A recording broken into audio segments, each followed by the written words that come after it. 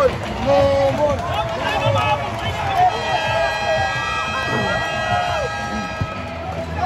the end of the ballgame, final score is 106-96 for the win by the Rain or Shine Leicester Painters.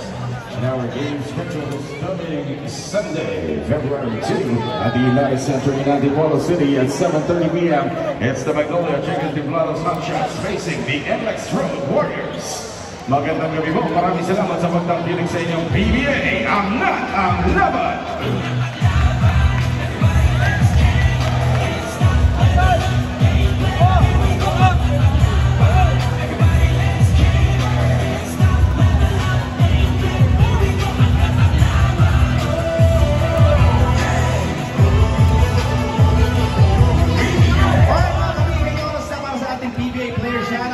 At kasama natin ngayon, Andre Caramot of the Rain or Shine Leicester Painters. Congratulations sa pagkakapanalo ninyo and belated happy birthday kahapon, Andre.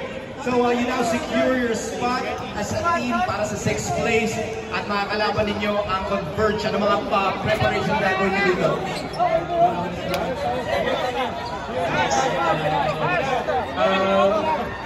Siguro pag-break natin sa training,